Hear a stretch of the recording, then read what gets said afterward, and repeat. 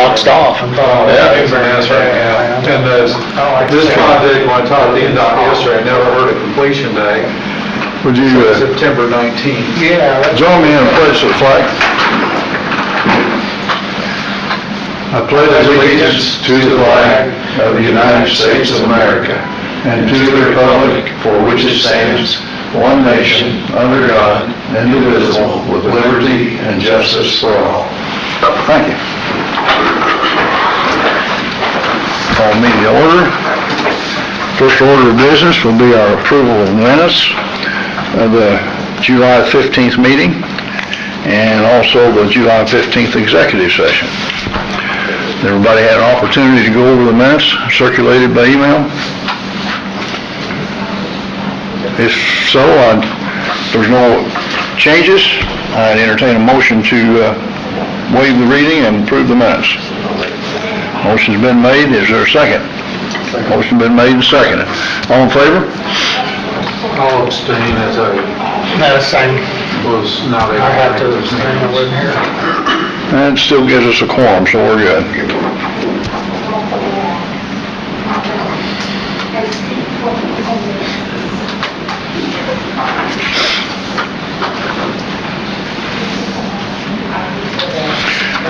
Okay, introduction of our new director. I think you've all met him by now. But David, come on up and introduce yourself and tell everybody about a little something about you, those that don't know. I don't think that's very many. My name is Dave Simpson. I actually live just across in Sullivan County, but I've worked in Greene County all my life, most of my life. I still consider this my second home, as much friends and family as I got in the area. I've been a paramedic for over 30 years.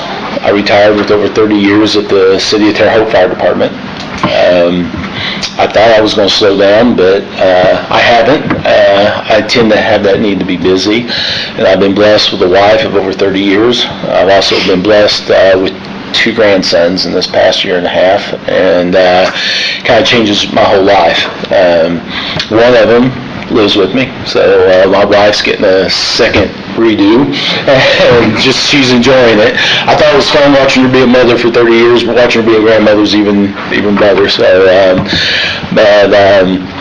I have come to know what a privilege it is to be in Greene County, work with these people at the ambulance service, and I am going to work hard to make it better each and every day. And I am here to serve. We are here to serve each and every citizen and represent each and every citizen, no matter where they come from. So we are going to make some changes. We have been making some changes. I believe those changes will be for the better.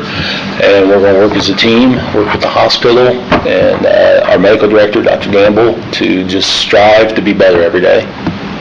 And I look forward to the opportunity to serve you. Also, in that same area there, I'd like to just take a minute. I had texted Doug to see if he was coming today. Said he hadn't put that on his schedule, but he would be here if we needed him. And I told him we probably really didn't need him. I just wanted to say thank you in person. So maybe he'll watch the YouTube and on the meeting. But I would like to say on behalf of the board, and I think the board probably feels the same way, if you don't say it now. But I think he's done a good job while he was here. He's got us over the wall and out of the bind, and I think we're still at the point that we can keep climbing. So Doug was a great man. Been my friend for well over 20 years, and he did great strides for the service. And he has told me that he doesn't intend to leave the service. Yeah. He still intends to stick around for part-time work. So if we're short-handed and need some help, he's somebody that can be called on that's already hired in. And absolutely. Yeah. And that's just a great benefit for this county. Yeah. Well, I'll second that. I think Doug did a fine job, and he had a lot of challenges and got a lot of things fixed, and keep the momentum with you, Dave. That'll be awesome. And I love your attitude and your experience, and from what I hear, your employees respect you, and that's a big part of it. Sounds like you're the right man for the job, so I'm excited. Thank you, sir. Appreciate that. Okay. We're gonna run into your updates. I think we talked a little bit about what we were expecting on our updates, as far as truck maintenance and truck breakdowns and so forth. You might let the board know where you stand right now on your... I do have a mileage report. These are all of our currently certified vehicles that are in service. Here's the updated mileage on them. We currently have 2 units that are out of service, and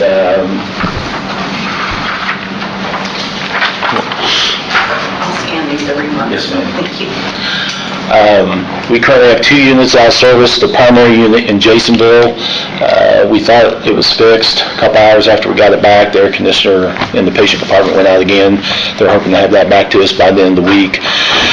One of the newer ambulances, I was working in yesterday. I had a patient in the back of it, noticed it was getting a little warm, and I stepped out, all the antifreeze was out on the ground. So we don't know where we're at on that right yet, but we do have enough ambulances. We still have 1 more reserve left if we need to be, and we're still in service and we're still doing our job. Which truck was that? The Bloomfield truck would have been 68, yes, 68. But I should get an update on it hopefully this afternoon or first thing in the morning. And the other one was the other newer truck. Yes, it's the Jasonville truck, Yeah. yes. But at least one of them we're going to hope to have back in service by the end of the week.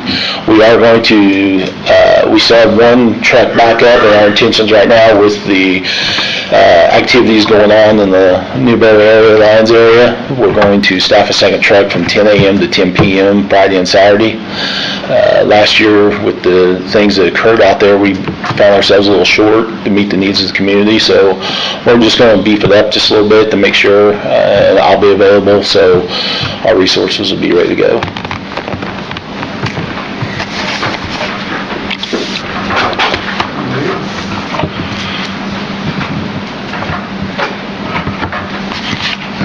Had you had the opportunity yet to get any run status as far as number of runs for the month? Yes, sir. Yes, sir. Last month, we did a total of 392 records. Not all of those were transport. 12% of those were non-transports. One thing that I found that we had is we got to make sure every time we're dispatched, we actually have a run report or a record with that. We found that not all those are getting records made, so we're working on now to make sure every time we're dispatched, because it could be something that would go to court, and maybe the prosecutor needs or something like that. So now, if you get dispatched, whether you leave the station or not, you have to fill out a minimum report and have a record of it.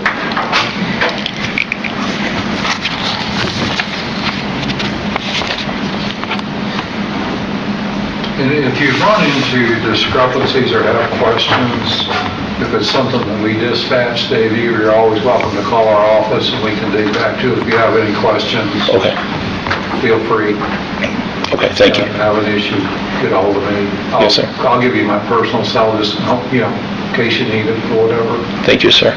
But we'll help any way we can too. If there's a discrepancy you need figured out on dispatching. All right.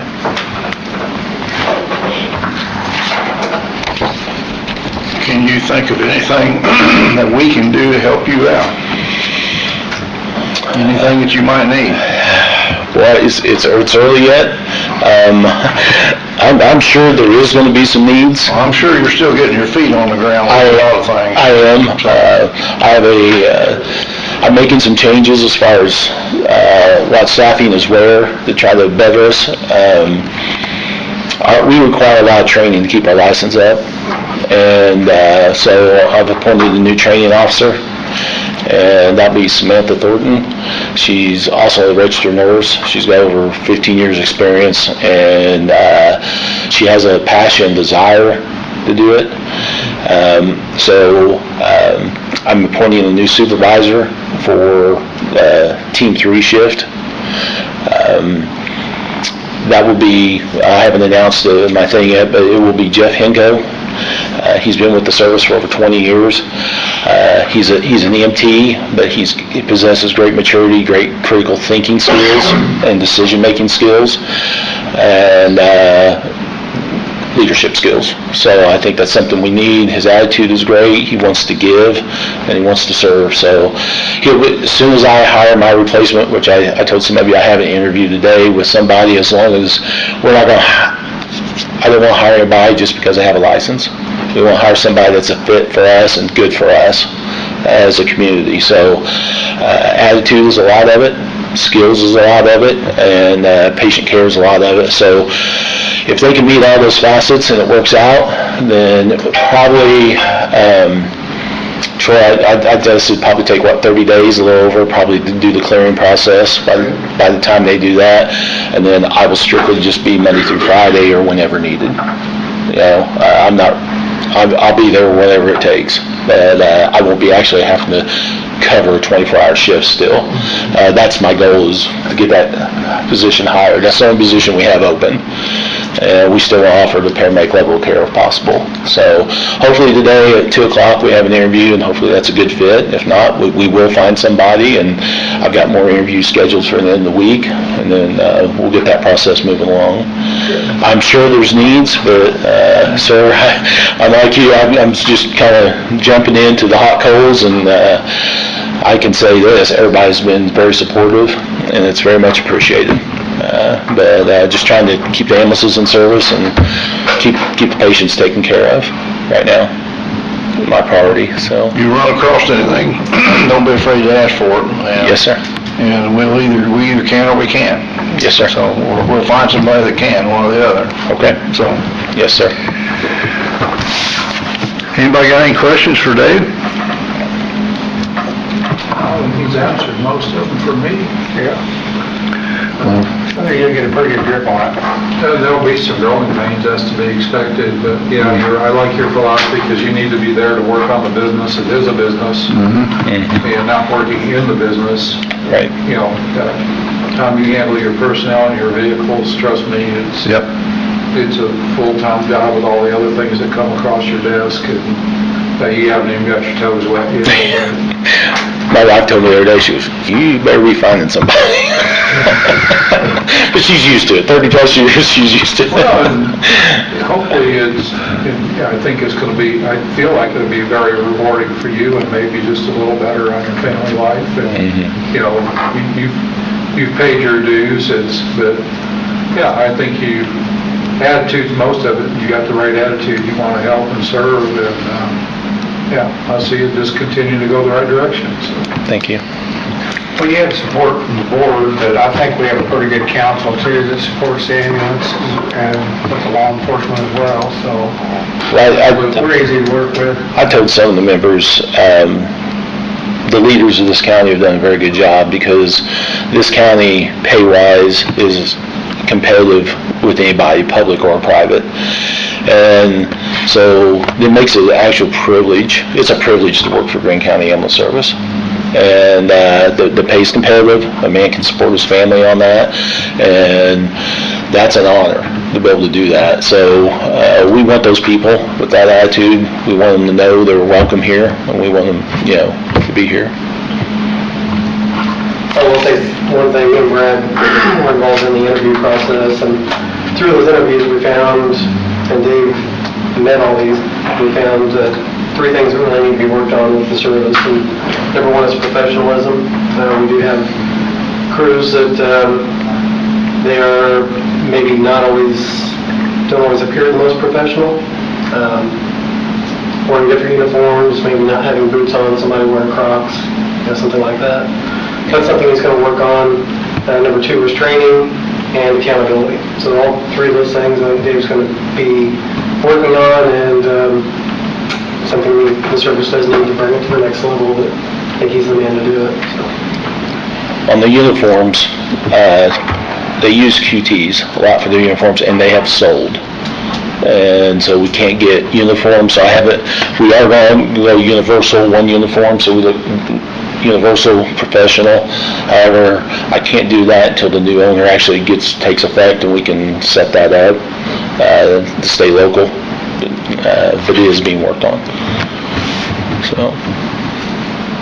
Do we have some kind of a quartermaster system? I mean, how do they go about getting their uniforms replaced? Well, all full-time employees have correct me if I'm wrong, Mr. Michael, a $200 a year allowance that they can go, and then it's only full-time employees.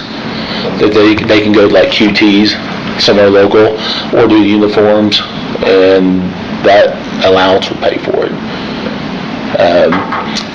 Not much has actually been spent. A lot of people are wanting to do uniforms, but we're waiting until we get everybody on the same team, and the team put together, and we get everybody on the same page, and we pick a professional uniform, make it universal across the board with that.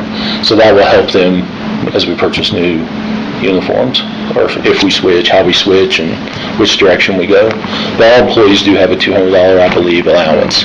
I believe is what's budgeted. Full-time employees. Is that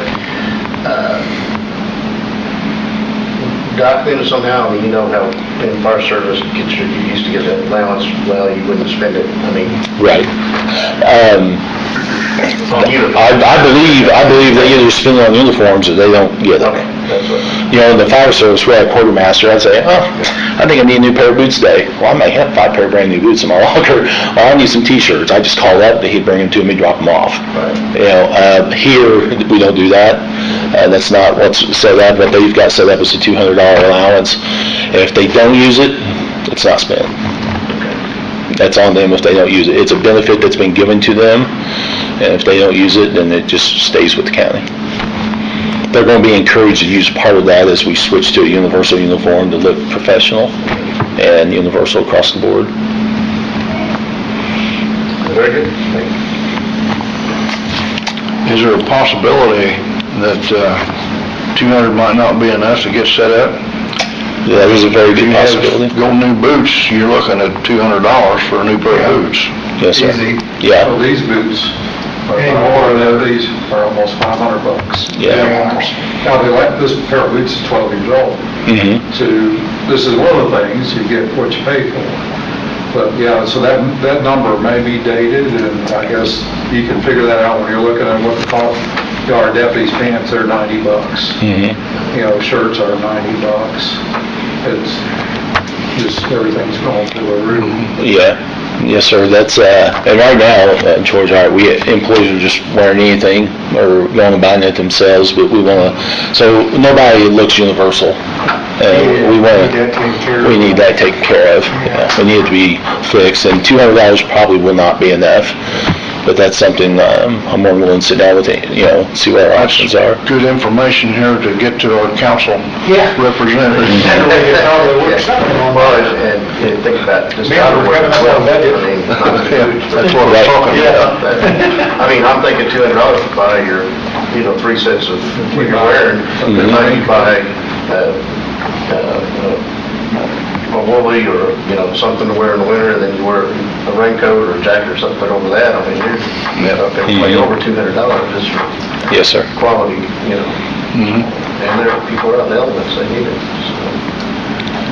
I'm going to encourage employees to kind of take pride in themselves too, and keep their uniforms clean, presentable. They kind of laughed at me yesterday because after we worked this incident, I was in a ditch, crawling around the ditch, trying to take care of a patient. When I got back, I'm scrubbing my boots, I'm polishing them, but that's me. That's they're like, what are you doing? I'm polishing my boots. If I go in somebody's house, I want to be, they need to have confidence that I can deal with their situation, become part of the solution. So some of those young guys was like, we want to feel safe when you show up with a heart attack and come in and cross.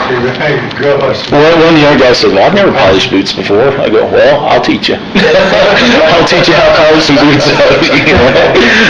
So. I don't really know, but Dave, during the interview, I can't remember Brad, but one of the interviewees over there, because we interviewed at E3, and they said, I was out there in the bay before this interview, and I think there was 2 or 3 crews there at the time, but nobody had on the same stuff.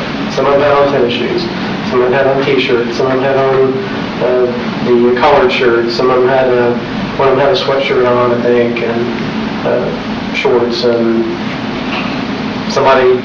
another comment that was made was, somebody has half their lunch on their shirt. I don't want somebody looking like that coming into my house to take care of me, so. I think that's an important part of it, is getting everybody to be accountable for that and take part in their appearance. One change I did make is the fire is different than EMS. We deal with bloodborne pathogens on 24/7. So the room, as of my staff meetings, first next week, when I have staff meetings, it'll be announced, I'm not allowing shorts to be worn. I think everybody needs to wear long pants, look professional, because all they have to do is get one body substance isolation, something on them, and then we have an exposure, which costs the county, which costs us. So I am going to eliminate the shorts altogether, just to be more professional and more better conduct. So, Yeah, I agree with that. Any other business come before the board? Yes. I don't know if you need it or not. I'll give it.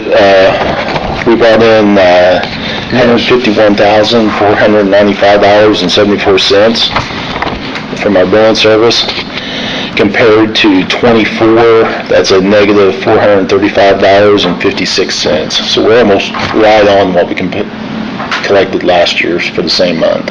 Just a $435 and some change difference. You had the runs last year too, at this time, or did you not? No, I did not bring them. I apologize. No. Don't worry about it, just a dumb question I had. No. I figure you have the amount, he's probably got the runs. They're on the desk. Well, there was probably less runs. Now, that's pretty close. Which city amount was it? This year we brought in $151,495.74. That is a negative $435.56 compared to last year, same time. That's really nothing. Well, the response we were tracking ahead, it's an average.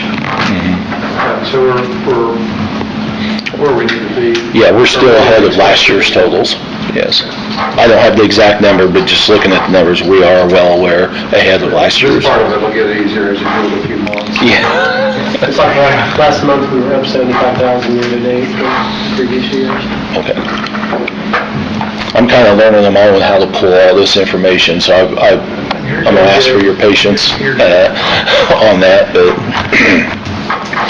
so we are still ahead of last year's, and we'll keep working hard to keep that number going up. I didn't mean to interrupt you, Mr. Mullins. Just backtrack to something that you said earlier, Dave. I'm sure you probably spoke at length or well with Troy on some plans to work better with the hospital. I know the hospital gets in a trick bag on transports a lot. At one time we talked about manning one of these extra trucks, PRN, for trying to figure out when the busier days and busier times were. I don't think we ever quite got that accomplished. Is that still something we're considering, or as a part of a solution to the problem, or has the problem gotten better? I really hadn't heard much about it. There still continues to be a lot of transfers out of there. Actually, I just gave some numbers this morning. We average transfers out of the hospital per month. We average between 70 and 80 transfers in a month, and they take 99% of those. So we're getting most of them done. We're getting most of them done. Sometimes it's a timeliness issue. It's just timeliness. Sometimes there's issues whenever there's, all the trucks may be out of the county, waiting for a truck to get back. And they're not magicians. That's why we have had some limited discussion on taking all these spare trucks at one time and just... Yeah, generally out of those, we generally average probably between, where would I sit on the site? So about 15 to 20 site transfers every month. Out of those, so those can be delayed, which aren't that detrimental to the patient's safety. Greene County does a really good job at, if we have those really urgent ones, the strokes, the STEMIs, they'll make a way to make it work. If not, we'll get a helicopter. We get those out here timely. Dave just took one, actually brought one in the other day, and turned right back around. I think within 20 minutes, he was headed back out to the cath lab with that same patient. So I mean, I think they do really well with that. Having that extra truck, or at least a truck on call to cover the county whenever we're pulling those trucks out for transfers would be beneficial. I don't know. That's something we'll have to look at and see what the best coverage way to do that, And partly financially. part of it too is we got the new budget, we got budget hearings next week. And obviously you're at a disadvantage, you didn't prepare your budget, you're going to live with it for a year, but I don't know if there was any consideration during the budgetary process. Should have brought that book with me today, so we can look at it. I think the budget was pretty much the same as last year's budget, except for the raises, or this year's budget. Next year's That's what I budget's was the same told. as this year's budget, with the exception of the raises, 4%. So, I do know I'm started at the direction of Mr. Michaels. I've started looking at options there, running cost figures for that. For example, I've called other county services to see what they do. For example, Park County up north, they used to have a call team as a second ambulance, but they don't do that anymore. Sullivan County used to do a call team, but they just went ahead and put on a full-time second truck, but they were only staffing one per shift. And you'll find if you look, we get called to Sullivan County for assistance quite a bit. Martin County, they pay $4.17 an hour for people to be on call. And then, I don't know how, he couldn't explain to me that odd number, but that's what they pay. And then if you get called in, you get your normal hourly wage. And they do that for 24/7, as often as they can. They staff that call track. They have like 30 or 40 minutes. If I call and say, hey, we have a transfer and you're on call, you get like 30 to 40 minutes to respond to the station, pick up the truck, and be en route. If you're on call. So, what's the criteria that you have to have a nurse and an EMT or a paramedic? It really depends on the run, so it could just be two EMTs. You don't have to have a medic? You don't have to, Okay. unless it's a medically unstable patient. I got you.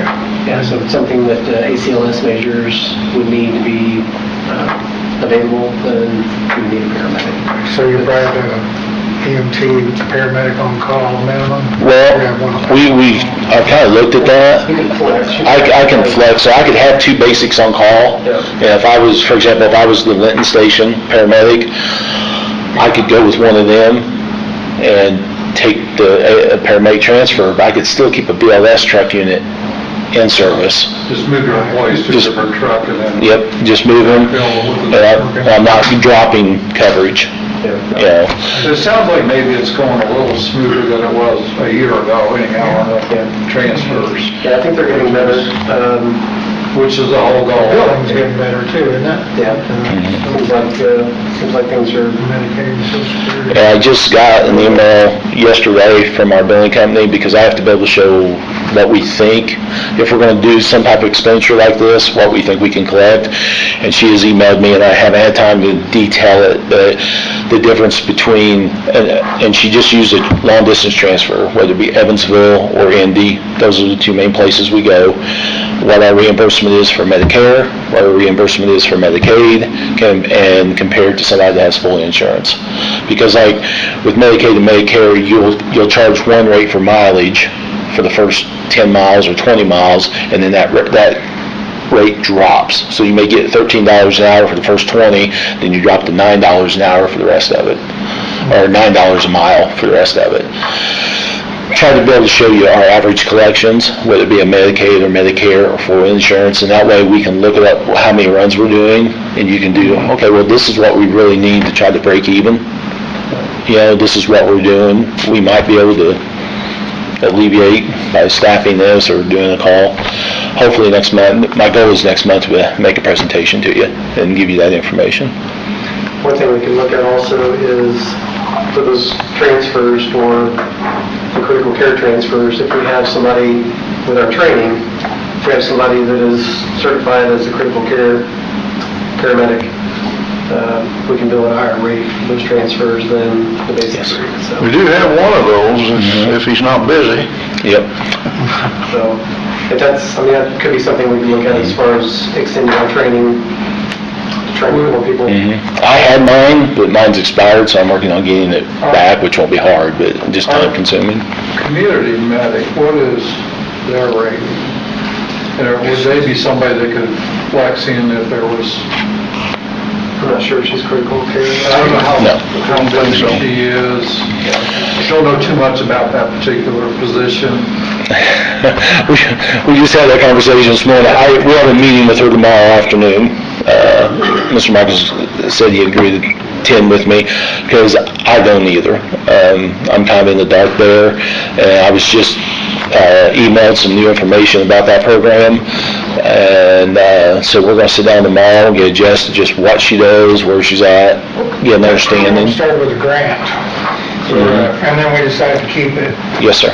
Because to take some pressure off 2 years ago, picking people up and taking them to the hospital. It's been Yep. And I think it's a good 3, I program. think. Oh, yes, it's definitely a good program. She's good at And it, then they extended the I grant. agree. to my knowledge. Yes. So we're still on the grant, but it's coming up time, we'll have to make a decision what we're Decided gonna we're gonna do. keep it, didn't we? Even if it didn't, Now- it extend and Yeah. stuff like that. Well, good. It looks like they're gonna extend a grant to maybe give us a second one temporary to the end of the year. We just have to get some details on that, that's what we're meeting about tomorrow. Okay. So there's either a bigger need than we're seeing, or we're behind further than we know. I don't know why they're trying to get us a second one just to finish up between now and the end of the year. So we'll find that out tomorrow. maybe simply they have money they've got to spend. That may be. Well, She was actually one of the applicants we did interview, and she seemed like she's very busy. It seems like she's got a lot going on, so. Just the feedback I have from other county offices and representatives, she does stay busy, and her work is greatly appreciated.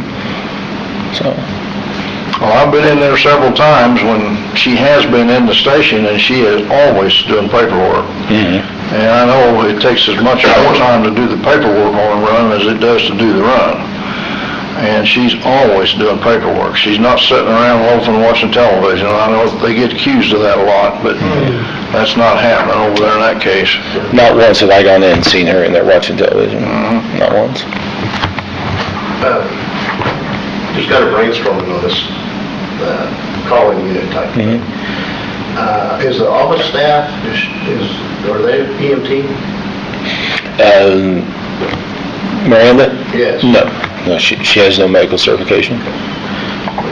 I guess just throwing that out, if that person was an EMT, then you just have to call it a medic.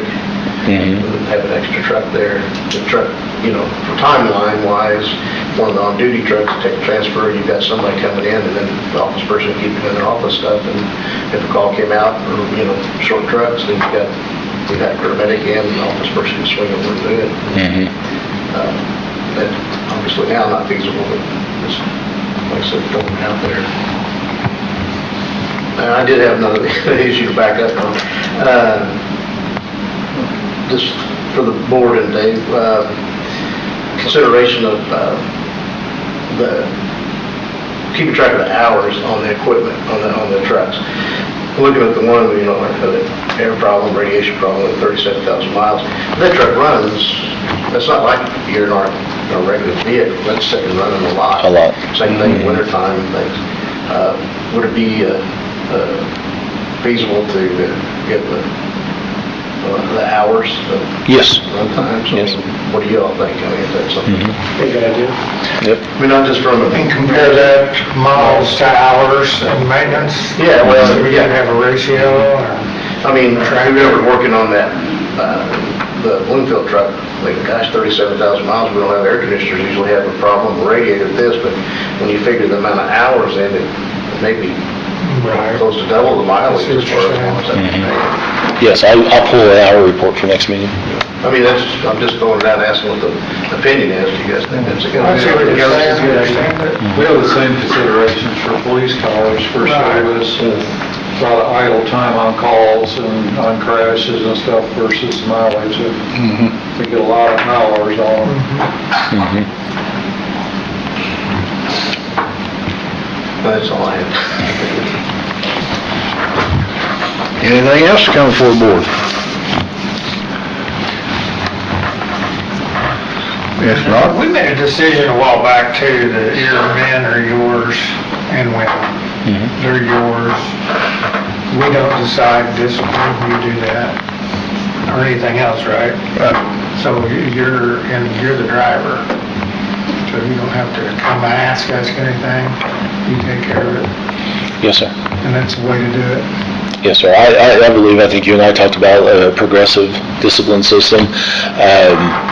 Just from past experience though, this gentleman sitting right back here would be my contact, not to put you on the spot, sir, but just to make sure I have all my Ts crossed and my We I's have to dotted. HR too. Yes. You'll probably have to Yeah. regulate through. You can't do anything you want. Right. Yes. Yes. I'm not looking at, we want everybody to come on board. We don't want anybody to leave. We want everybody to come on board. But if you're not happy or you don't want to treat our people appropriately, then unfortunately, there's decisions have to be made. But we want everybody to participate and be a team member. So. yep. Sounds good, you've done a great job on your first, Thank you, sir. I was standing out in the hallway. I didn't know if I could just come in. I got a text. We just make sure I remembered. This was your first meeting, and I just want to make sure that you Yes, sir. remembered it. Oh, it's greatly appreciated. You know that. It's greatly appreciated. You won't get another text. Put it in your social calendar. Okay. Yes, sir. Okay, if there's nothing more, I'll entertain a motion for adjournment. I'll make that motion. Motion's been made, is there a second? Motion's been made and second, all in favor? Thank you, guys. thank you.